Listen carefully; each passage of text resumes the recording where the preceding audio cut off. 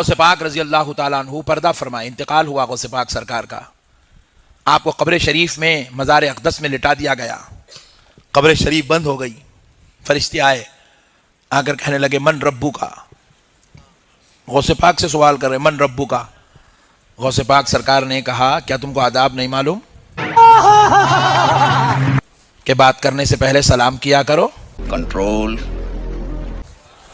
ہائے ہائے ہائے ہائے، میرے غوث کی حکومت تو دیکھو. میرا غوث صرف انسانوں پہ راج نہیں، خبر کے اندر فرشتوں پہ بھی راج کرتا ہے. میرے غوث پاک سرکار فرشتوں سے کہنے لگے بات کرنے سے پہلے سلام کیا کرو، آداب نہیں معلوم. تو فرشتے ادب سے کھڑے ہو کہنے لگا السلام علیکم یا عبد القادر،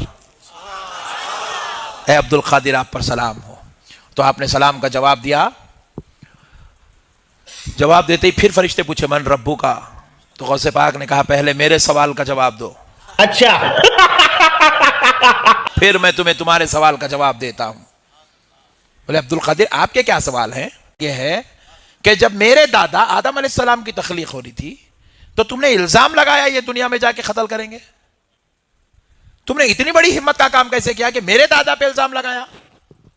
فرشتے پریشان ہو گئے. فرشتے پریشان ہو گئے. فرشتے پریشان ہو گئے.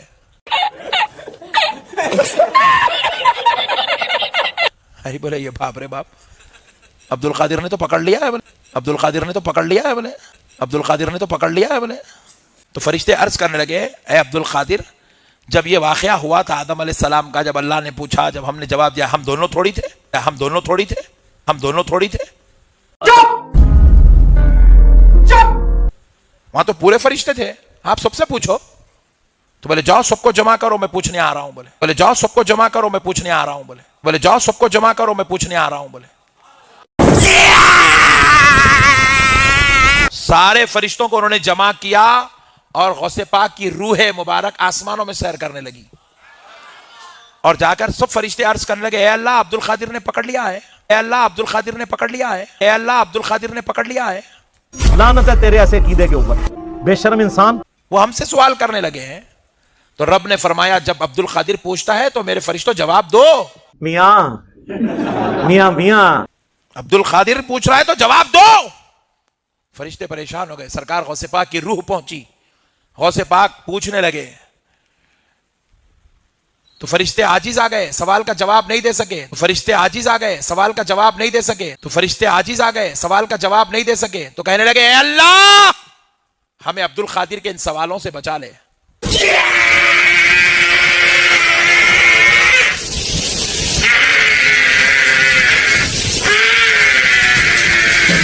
تو رب فرماتا ہے عبد القادر ان کو چھوڑ دو، عبد القادر ان کو چھوڑ دو. تو غوث پاک سرکار کی روح مبارک نے عرض کیا اے اللہ تیرے حکم سے میں ان کو چھوڑتا ہوں، لیکن مولا میری ایک شرط ہے. ابے جلدی بول، کل صبح پنویل نکلنا ہے. عبد القادر کیا شرط ہے؟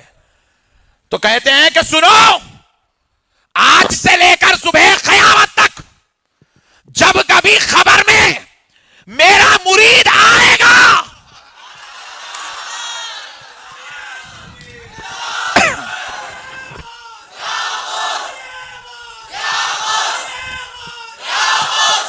جب میرا مرید آئے گا تو تم اس سے سوال پوچھ پوچھ کر اس کو پریشان نہیں کرو گے. نکل لوڑے پہلی فرصت میں نکل. قادر دیا میں گلاں سناواں اپنے بابے دیاں تے تھانوں پٹھا کر کر ماراں. میں تو اللہ دی قسم ڈردا جیڑیاں گلاں بابے غوث پاک نے فرمائیاں. آپ دا ایک مرید ہو گیا فوت.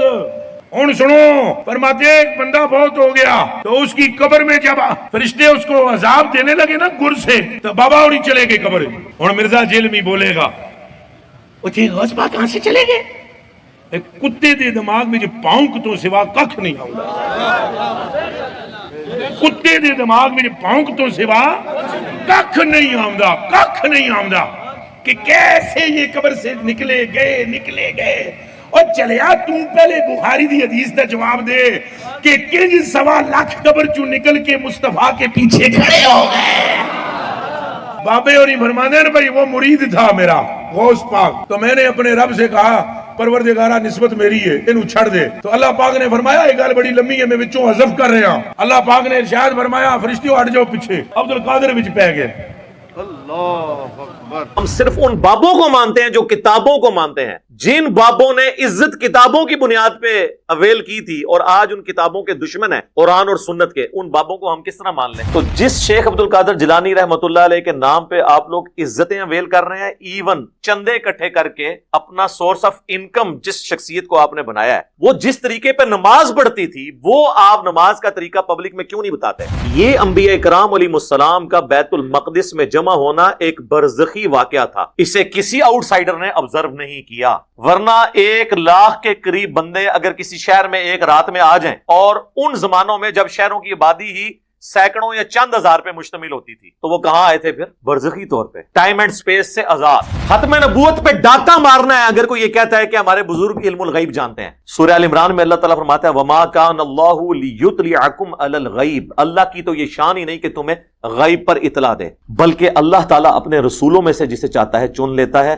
तुम्हारा काम है अल्लाह और उसके रसूलों पर ईमान लेकर आओ, बस। वो अब्दुल कादिर जिलानी रहमतुल्लाह अलैह और अल्लाह की गुफ्तगू भी उन्होंने नकल किया उसमें। यार ये अब्दुल कादिर जिलानी अल्लाह के साथ कैसे गुफ्तगू कर सकते हैं? अगर मैं आपसे ये पूछूं कि गुलाम अहमद कादियानी दज्जाल का क्या कसूर है, अगर यही कुछ आपने बाकी बाबों के लिए भी मानना है, अभी मैं चिश्ती रसूलुल्लाह, अशरफी थानवी रसूलुल्लाह की तो बात ही नहीं कर रहा ना, वो तो है ही बहुत बड़े लेवल का फ्रॉड। ये लोग ठेकेदार बने हुए खत्म नबूवत के, कॉन्फ्रेंसें कर रहे हैं। उसके बाद बुखारी के अल्फाज हैं, जब वो सवालात के जवाबात नहीं देता तो शेख अब्दुल कादिर जिलानी नहीं आते। अब ये कहेंगे तो हदीस में लिखा ही नहीं हुआ। सर लिखा हुआ है, ये मैंने निकाला है उसमें से। आप कहेंगे कि आएंगे तो वो हदीस में तो नहीं लिखा हुआ, तो मैं कहूंगा कि नहीं आएंगे क्योंकि हदीस में नहीं लिखा हुआ। तो जब उसे सवालात के जवाबात नहीं आते तो फरिश्ते उसे एक लोहे का हथौड़ा मारते हैं और उसकी चीखों पुकार जमीन और आसमान की सारी मखलूकात सुनती हैं, सवाए जिन्नों और इंसानों। इस हदीस से यह भी रिजल्ट निकला कि सहाबा किराम को यह नहीं पता चला कि जिसको वो शहीद कह रहे हैं वो किस अजाब में है। तो बुजुर्गों को कहां से? बाबे किधर?